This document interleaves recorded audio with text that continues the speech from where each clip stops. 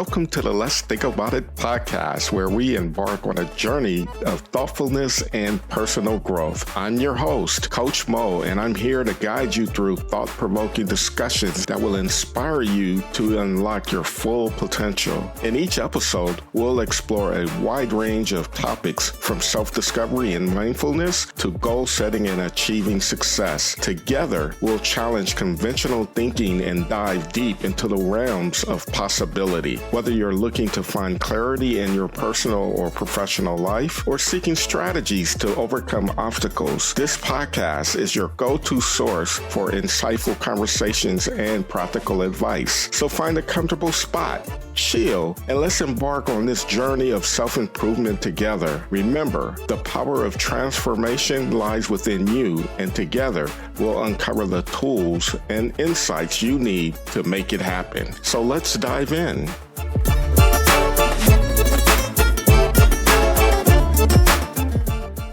Welcome to another episode of the Let's Think About It podcast. I'm your host, Coach Mo, and I'm here with another amazing guest. This time we have Michelle Schafer.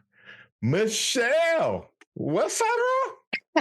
Mo, how's it going? It's going great. It's going great. I'm so happy that you're here. The last time we talked, there was a lot of synergy. But before we get into our conversation, where are you checking in from around the country? So I am calling in from Ottawa, Canada, where today it's freezing cold. It's not the same case for you, I know. Canada. Oh my goodness. It's got to be cold. You're approaching that very cold winter, right? Oh, yes. Yeah. Today actually, it felt like minus 26 degrees Celsius this morning. And so there is ice. If you like to ice skate, this is where you go. In fact, in Ottawa, we have a canal that is over 15 kilometers long that when it's really cold, it freezes. And it's the world's largest skating rink. So for all of your listeners, if you didn't know that Ottawa, Canada is the home of the world's largest skating rink, you know now. And this thing has been open and I've been skating just about every morning. It's been fabulous. It sounds great, but I want no part of it. That's okay, Mo. I'm okay with that. The cold, I don't do well in all the heat either. I'm in that in-between guy. That's why I like California. But South does get really hot. We hit triple digits quite often. I don't do well in the heat either. But enough about that. Tell my audience who you are and what you do.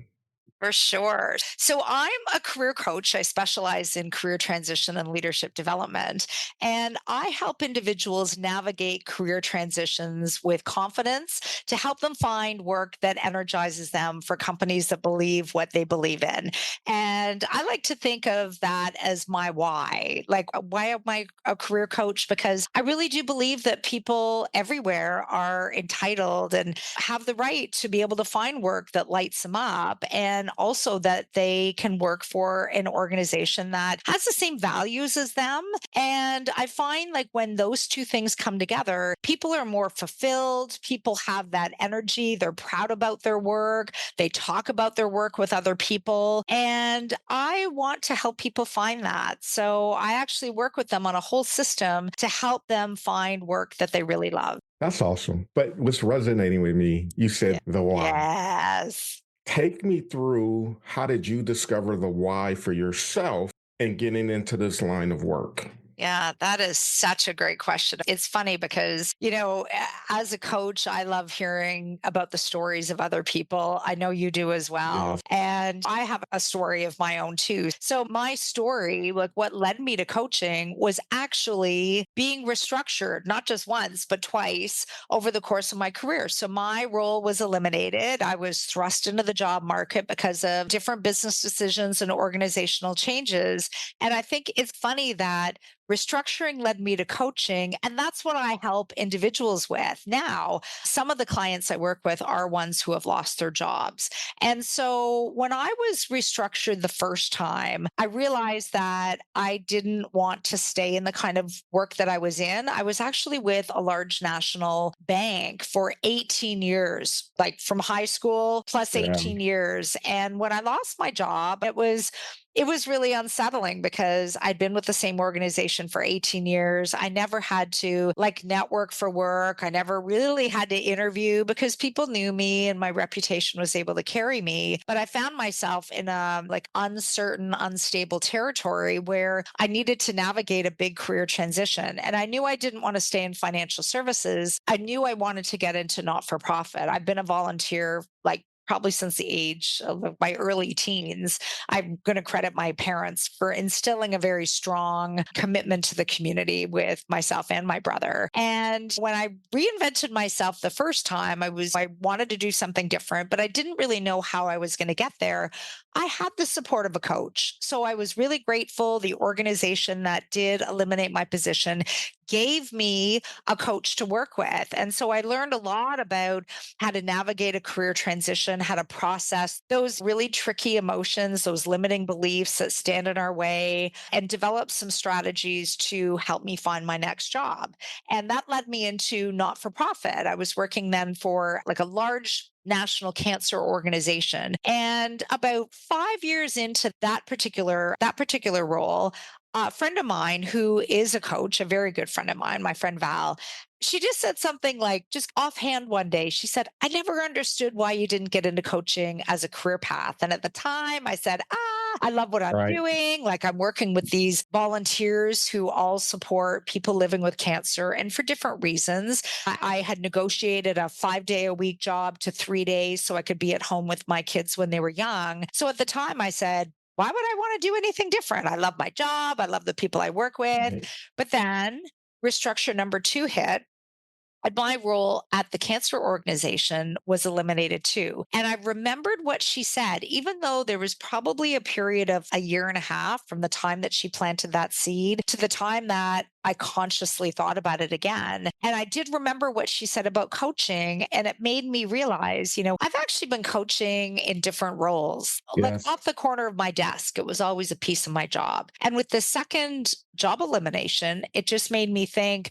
maybe this is the universe telling me that I should follow this path, that I should at least investigate it and see if it's for Right. me. And that's what really led me to do something about it. I started talking to coaches about why they coach, the joys of it, the challenges of it, how they Mhm. coach. I talked to other career coaches, leadership coaches, parenting coaches, financial coaches, like health and wellness coaches, marriage coaches, like all different Wow. types. And I realized, A, this is something I want to do. And B, I realized I wanted to apply coaching in the career space because I was given a coach and I know what that experience was like and how awesome it would be to be able to help people who were in my circumstance. So I got a certification. So I went and did some formal coach training and was eventually registered with the International Coaching Federation, which I know you are as well, Mo. ICF, exactly. And I started my own practice and I haven't turned back. That was definitely the right move for me. But I joke with people that like I've been coaching now for almost 10 years. And I joke that at age 46, which was almost 10 years ago now, that I finally figured out what I was going to do when I grew up. And it's just the most fulfilling work. And that's my story. Is it's a story of being restructured, getting really uncomfortable, going through career transition, and remembering those planted seeds that eventually really led to somewhere very rewarding for me. Thank you for sharing that. I want to take it a Mm, little deeper though. yes. And I want to get into let's think about it. Yeah. Okay, so you shared your experience from a macro perspective, and particularly the last job restructure. Okay, let's take a Yes. look at that. It happened the Yeah. second time. What was the inner critic saying in those moments? How did the fear show up? And then how did you navigate that to get the confidence to propel forward? What was Yeah, that's such a great question because when you touched on something right there is like the fear and those limiting beliefs, right? Which can crop up anytime that we're looking to make a change, any change in our life. Like we're talking right now in the context of career, but anytime we make a change in our relationships or our friendships or something that we're deciding to do, those fears can crop up. And you're absolutely right. If I'm honest with myself and I take myself back to, especially when that second restructure happened and I started to look into coaching, there was a lot of fear. There was a lot of uncertainty because I had always worked for large national organizations. I had always had a secure salary, a benefits package, vacation time, all of those kind of things.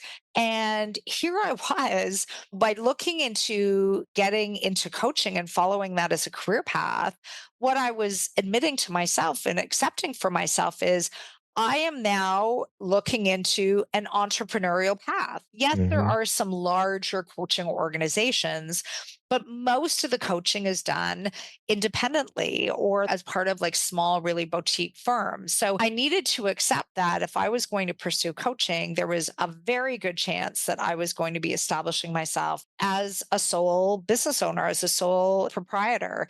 And that was really scary because of there is no certainty as an entrepreneur, as there's no secure income. The income is very variable. When you start off, like there's a period of time where maybe you're not even making anything at all, or you're Right. making very low income. And so I was afraid. I was afraid, first of all, am I making the right choice? Am I Right. actually making the right decision? But I was also really had to think seriously about, okay, how am I going to navigate this unstable income? And so Right. what gave me the confidence, there were a few things. One, the first thing was when I was exploring coaching and I was talking to other coaches, and in essence, I was networking with other coaches. I needed to learn more. The last person that I did some networking with turned out to be the teacher for my first level of coaching certification. I didn't know of it then. Yeah, that's awesome. But when I talked to her and I was asking her questions about why she got into coaching and all of what I was doing with other coaches, she said to me partway through the conversation, she looked at me and she said, "You don't need me to tell you that this is the right path. You actually already have the answers within you." And I sat there and I said, "You know what? I think Yep. you're right." Like I was looking for people to validate Yep. this choice of mine. And the reality was, I didn't need anybody to validate it. I actually knew it, even though it was new and it was uncertain and a bit uncomfortable and was going to require a whole lot of work and time and energy, lots of investment. I did know. So I'd say that was the first thing, was hearing from people that, yeah, this, I would be a good fit for that. So that made me feel more comfortable and confident in terms of the choice. The second thing that really helped me was, at the time, I was able to get into a small business, like a small business program that gets you started as an entrepreneur. And you have access to a business consultant to help you with your business plan. You have access to people who help you with your website, with your accounting, like all the stuff that you need to know as an entrepreneur, like your pricing and like how do you Yeah. market yourself? How do you talk about yourself? So I did engage with some experts that really helped me with that. And they gave me a really solid foundation that I was able to build from. So, like, those two things together really helped me quite a lot. And I would say the third thing was really engaging with the support that was around me, like family members, Yeah. friends, other entrepreneurs that I knew that I could talk to and say, "Oh my gosh, did you feel like this when you first Yep. started?" And to be able to not only land all of those fears and concerns, but to be able to talk your way through them and to reframe those limiting beliefs and the Right. limiting beliefs that told me I can't do this, or I'm too old. Like 46 is too old to be starting something new. Right. That's a limiting belief because you can start something new at any age. Some of my Mhm. clients start their own business at age like 64. Like Yeah. you don't have to wait. And so it was immensely valuable to work through all of that with other people that were encouraging for me. It was about surrounding myself with positive energy and also surrounding myself with people that I could rely on, that I could get their input and their experience. And all of that really culminated to providing me with a really solid foundation to take those steps forward. That's awesome. I love how you really clarified and took us through that process. And I want to share my experience That's when I awesome. came through the coaching, right? Yeah. Most people that come through coaching, they're coming out and they want to start a business, right? And I love your approach of what you did to create a foundation. My approach was a bit different in the sense that I want to create a coaching foundation in the organization that I work for, right? And doing that, it gave me the confidence to practice with Yeah. clients, which were Yeah. the internal employees. And I ultimately built a business within an organization and That's created my amazing. own position, built my own coaching team. And that's what I do. I coach full time and manage the unit, coaching and career development. And it's direct parallel. So now, as I Yes. build Mabry Enterprises externally, right, I have the confidence to do that because I built the experience and the foundation internally with the organization to create a Exactly. win for them. Yeah. That was my focus. Win. What can I do to help elevate the leaders in this department, right? Exactly. It's really interesting as you're talking, Mo. I mean, what comes up for me is, and I can feel this and just the energy that you're bringing to this conversation. Like when you have the energy and you're fired up about something and you have the courage to be able to essentially create a career path or enter a career path Right. that speaks to that kind of work that really does fill you up, and you pair it with doing that work that you enjoy within an organization that has a strong values alignment, I like to say believes the same things that you believe in, then like those two things together are going to help you like feel like you're making a difference, feel like you're fulfilled. And when you're fulfilled, you are like less likely to start looking around, you're less likely to do that thing you hear about, like quiet quitting and like dialing back slowly on the work that you're doing. You're less likely to do those things. And you're more likely to talk to leaders and say, hey, I want to do more of this kind of work. Or how do I partner with you? How can we collaborate? And just Exactly. expanding outside of what it is that you're doing. And like talking to individuals like yourself who clearly love the work that they're doing and have like really built that for themselves. It's so empowering. It's empowering, but then it's just the reward that you get from that is like you can't put a price tag on it. And when I talk to clients that don't want to go to work on Monday, on Sunday, they're like dreading it's another week. So when I talk to individuals who are dreading going to work or are just talking about falling out of love with their work, or maybe they're with organizations that they really don't jive or agree with the leadership. There's been some leadership shifts, and that's caused them to second guess like what it is that they're doing and where they're doing it. Those are the people I want to help. It's the individuals, like some of them are ones that are actively looking for work because they've been in a situation like me, they've lost their job. But there's more and more people now, and I think the pandemic has really clued this in where people are thinking about what's important to them. They're reflecting on Yep. it and they're holding it up against what they're doing and where they're doing it. And they're realizing that there's some misalignment, that the work that they're doing now isn't ticking their big boxes. It doesn't align with the work that gives them energy. It doesn't align with the kind of organization they want to be part of. And those are the people that are starting to come to me because they want clarity. They don't know where to go, but they know they don't want to do what they're doing anymore, but they don't know what that next step is. And so Right. being able to clear the fog for them and Yeah. give them that clarity through a structured process is ultimately like the reward for me when I see clients find that next job where they're leaving something that they didn't really enjoy too much. That's a huge reward. I'm a witness to the progress of my clients, and the reward is really the individuals going on to different things. They're going to feel that energy in their work, and we both know Yep. that's a special thing. That's a special place to be. But I Yeah. want to tap into something else that you said. You said courage. Mm, And that word is really resonating with me right now. yeah. And here's why. I know you're in Canada, we're in the United States. We just had an administration changeover. And Oh, there's yes. a lot of restructuring happening Yeah, as we speak. I know. People are being told not to come back. You got Yeah. to come into the office full time now. Just a Yeah. lot of restructure. And that's generating a lot of fear. Yeah. When you talk about courage, because you mentioned courage, how do you work with your clients to establish that courage to navigate in times like this when there's Yeah. uncertainty about the structure in the places that they work?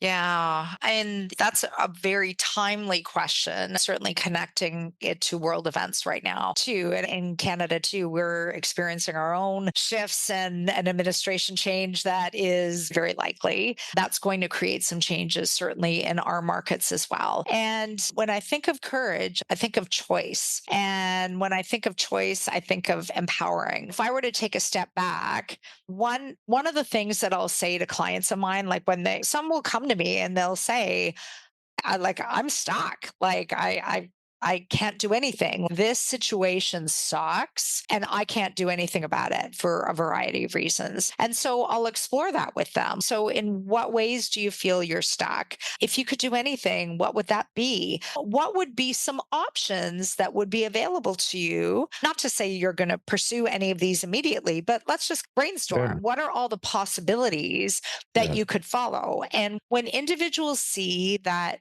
yeah, they don't love their job and they don't love where they are, but there are options where they can find fulfilling work for another organization.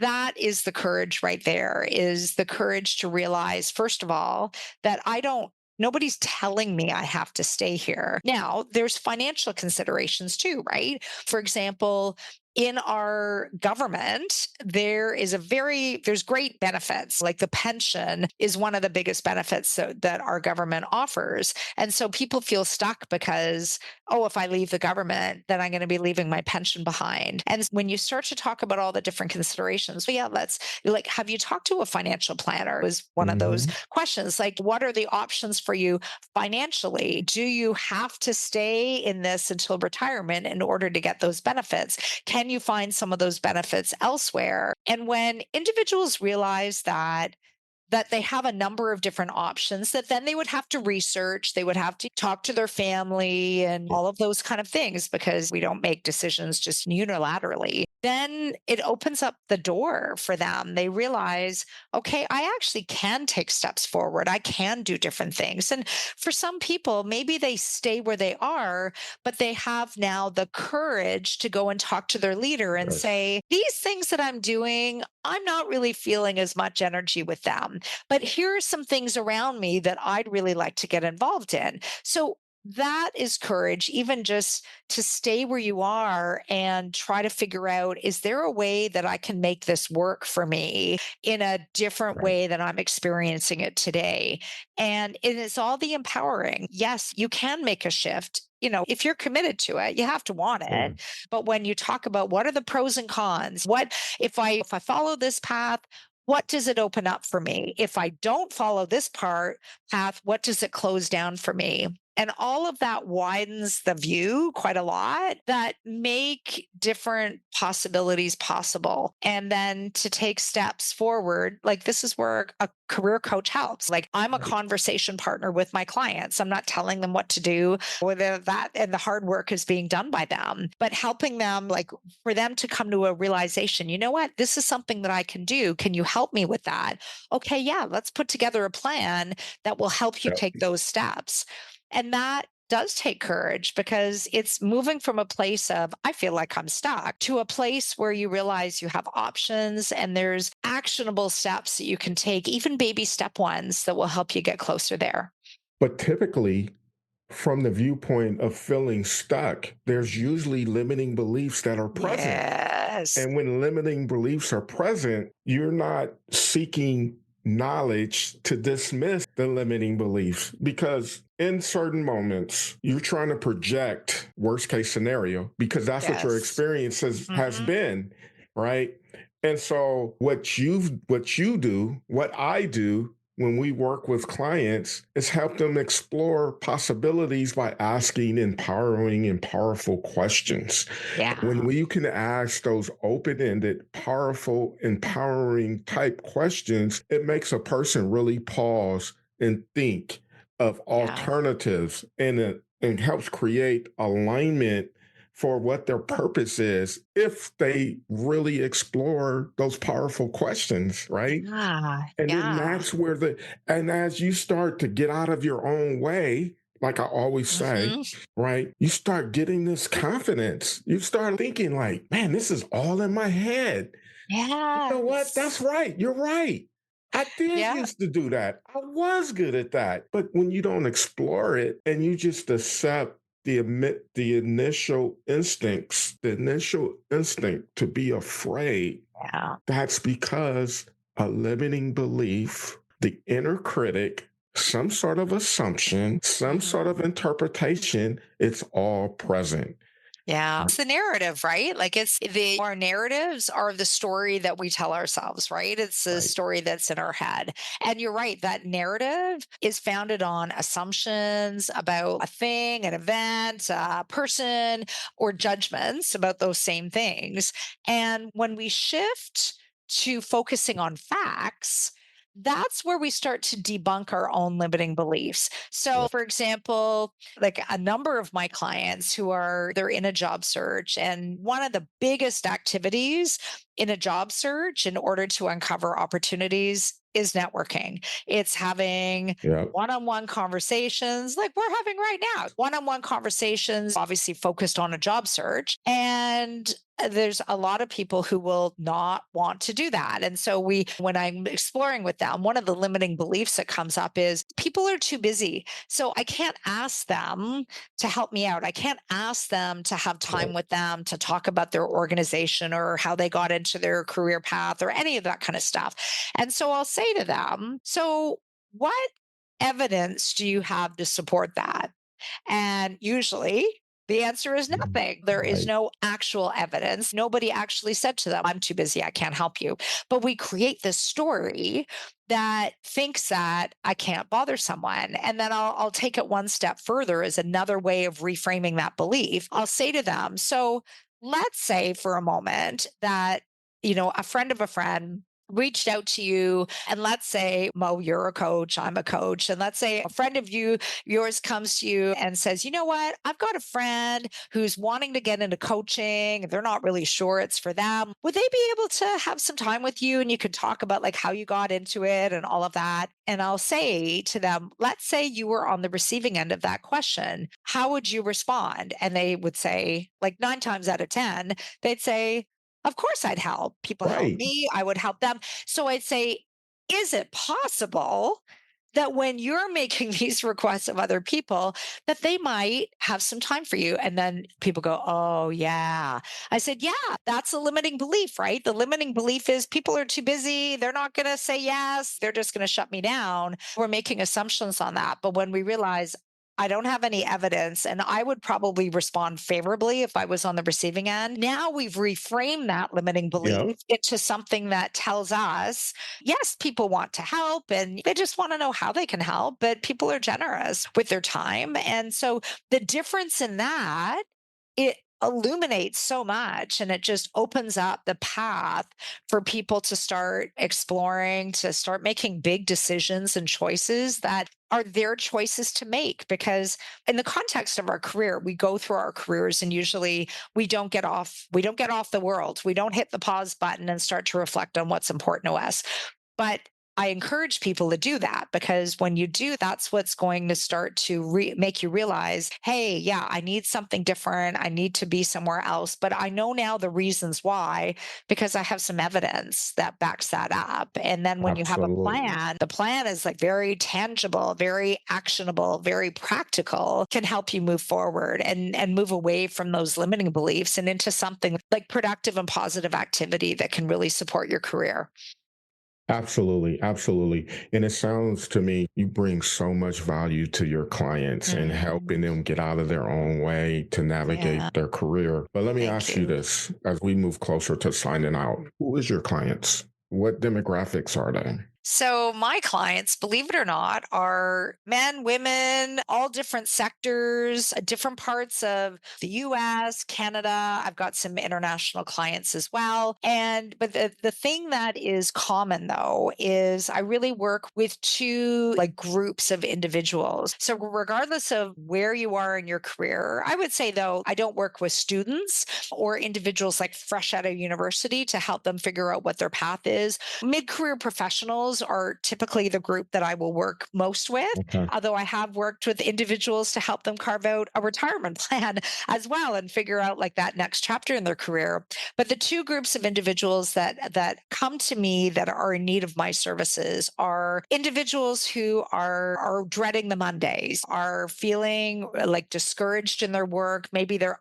like undervalued and not appreciated, really looking for something new, not sure what that is. So that's group number one. Group number two are, you mentioned at the top of our conversation, Mo, there's a lot of change right now happening in the world, which means that there's restructures, there's business decisions, there's job eliminations, and all of those business decisions are affecting humans. So I work with individuals who have found themselves suddenly out of work and they also are needing to put together a plan, find new work, usually quickly, and enter the job market and feel confident navigating that job market. So those two pockets of individuals I work with, and just the reward of helping both of them find a new path. For some people, they do the same thing but somewhere else. For others, they use it as an opportunity to do something that maybe they've thought about like all of their career, but now they have an opportunity to do it and they switch career paths. I'll give you an example. In the pandemic, I worked with retail store owners and restaurant owners because the pandemic was not kind to retail or hospitality, obviously, especially hospitality. And one of my clients owned a restaurant. He was in hospitality all of his life. He remembers as a kid, like bussing tables because his family was in the business. He's never known anything outside of being in a restaurant, but he was at a place where he had to sell his restaurant. He realized that was something he wanted to do. And together we were able to work to help him articulate his transferable skills. Those skills that exist outside of hospitality are sought after in different industries, help him figure out his achievements, help him figure out what his like new destination would be, like what kind of career paths he want to explore. And then we created a plan together. So I like to think of looking for work as like going on vacation, not as fun, but you need to have a destination, you need to have a plan. And so I helped him transition from being a restaurant owner with like only that experience. And Yeah. he took all of that to be a senior project manager in construction because there were a lot of synergies Wow. between the two. Like he had to work with vendors as a restaurant owner. He had to manage projects as a restaurant owner. He had to build relationships and work with external customers as a restaurant owner. So many transferable skills that led him into a field that he's been interested in. And it was really exciting to see him move into that from doing something that was like very singularly focused. So that just gives you an example of the Man, transformation that some clients can experience through coaching. that's amazing. So how can you be found? What do they got to do to get a hold of you?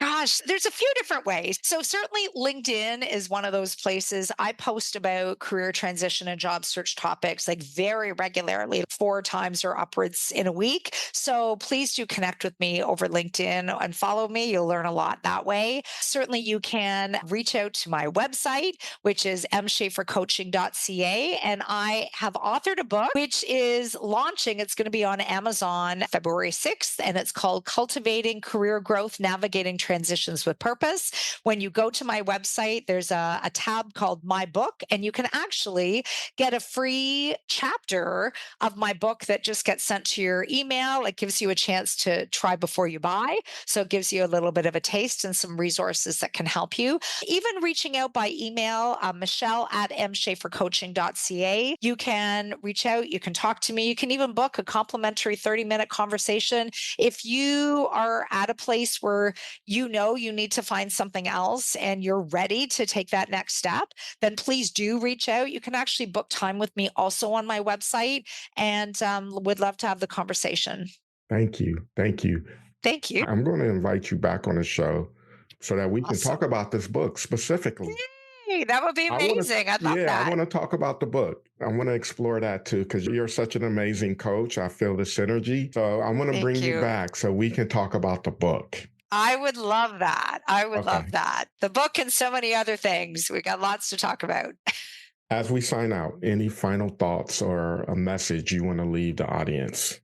Yeah, I think the one thing I'll leave your listeners with, because likely you've got some individuals who are listening right now and thinking, yeah, I need to find something else. I'm feeling really discouraged and I don't want to feel like this for the rest of my life or until I retire. Or maybe some individuals are struggling in a job search, like they have been displaced and they need to find something else. And they're feeling, oh my gosh, am I ever going to find a new job? So there could be a lot of feelings there. And the one thing I'll offer to all of your listeners is if you have any of those thoughts and emotions, or somebody who does, this is not your forever place. And that's something I share with my clients a lot. Regardless of what your situation is today, what you're experiencing right now is not going to be your forever place. So if you're actively looking for work and you're not getting those interviews, this is not your forever place. You will find work again. You will not be unemployed forever. And if you're feeling frustrated in your work, same thing. You're not stuck. You have choices, you have options. Sometimes working with a conversation partner can unlock those possibilities, but to know that, yeah, you're not stuck. You don't have to be where you are. There are some other alternatives. You just need to open the mind, widen the view, and do some research. And all of those things are things that I can support people with. Yeah, parting thought. Thanks for asking about that. Said Michelle, appreciate you. I appreciate you too. Thank you so much for having me on. I've loved this conversation. It's gone to lots of different places, which is really exciting. Absolutely. Thank you. Have a great day. Thank you. You too. Thank you for joining me in this episode of Let's Think About It. Your time and attention are greatly appreciated. If you found value in today's discussion, I encourage you to subscribe on your favorite podcast platform. Remember, the journey of self-improvement is ongoing, and I'm here to support you every step of the way. Connect with me on social media for updates and insights. You can find me on Instagram and Facebook at Coach Mo Coaching or LinkedIn at Maurice Mabry. Or visit my website at mauricemabry.com for exclusive content. Until next time, keep reflecting, keep growing, and most importantly, keep believing in yourself. Remember, the most effective way to do it is to do it. Together, we're making incredible strides toward a better and more empowered you. So thank you, and I'll see you in our next episode.